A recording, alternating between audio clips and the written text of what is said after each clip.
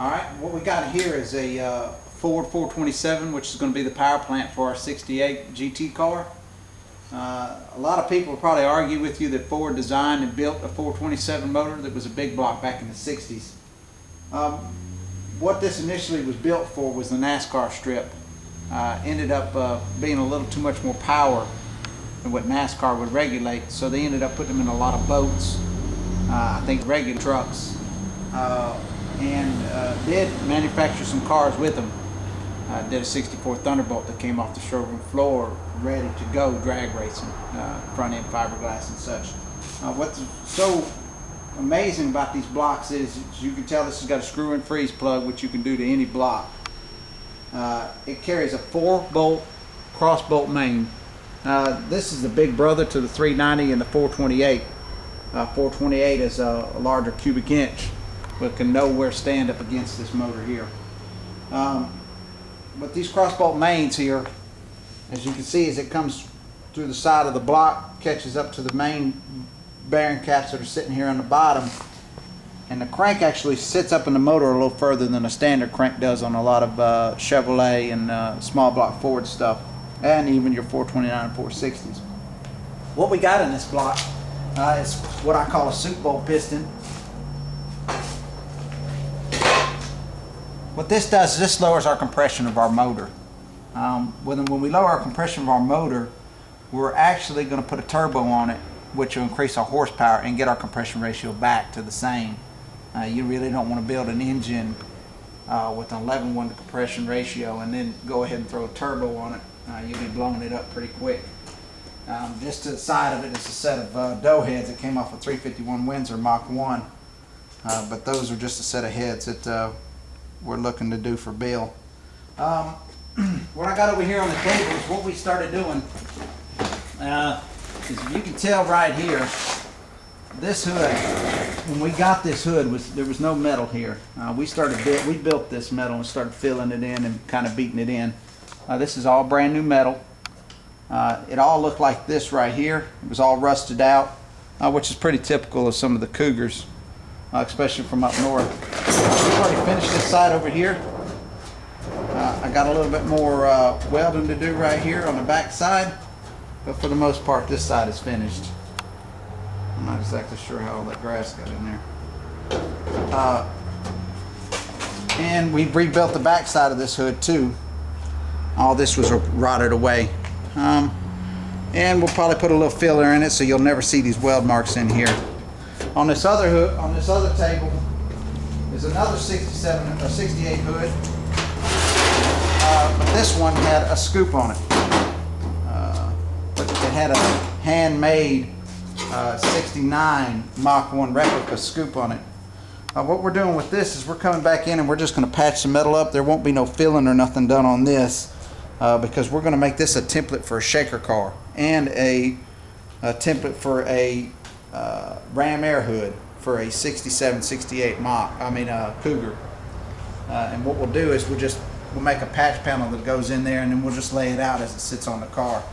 Our GT model will have a Ram air hood on it, just like the GTE did on a couple of their models.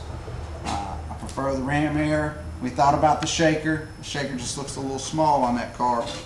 But for those that are going to want that, we're going to have a template built for this. We've got some miscellaneous parts of the Cougar, and we'll go ahead and walk outside and then I'll show you what we've done to the Cougar and what we plan on doing to it. From the factory, this came with a 2.75 rear end. It's got a peg leg on it, and we're going to make it a posi traction, which I'll probably be getting that posi traction here hopefully pretty soon. What we decided to go with instead of your typical black is we're going to do like a black chrome. We're going to shine this metal up real good, and it's going to look real good and clean.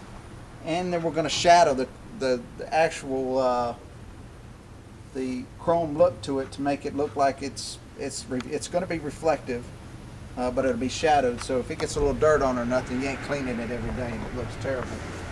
This was a front disc car. We're going to keep it just about as much as we can like this.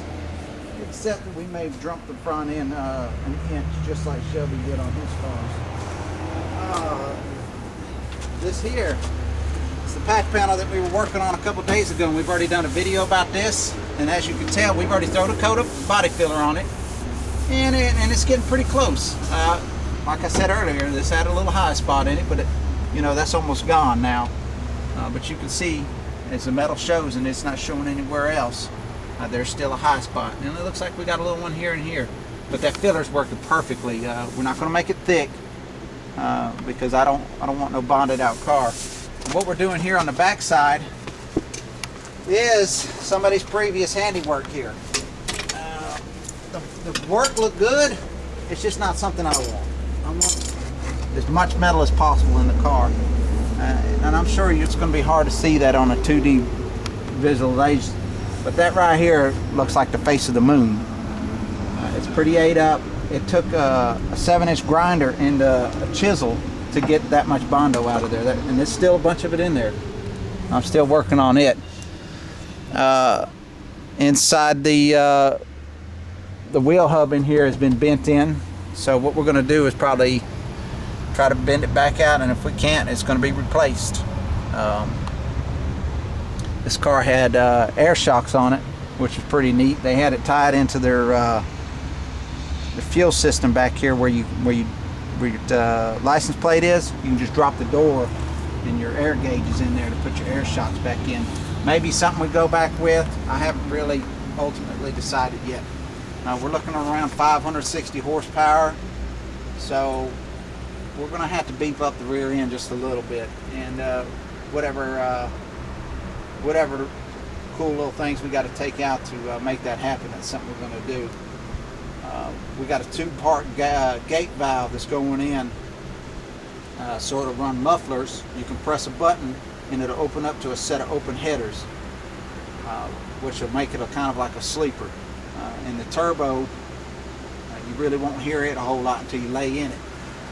But that's our 68 GT. Here in the next couple weeks, we should be starting on a 69 Mustang with a 68 fastback top on it, and we'll know more about that next week, and hopefully we'll start doing some videos on it. But that's all I got. All right, bye.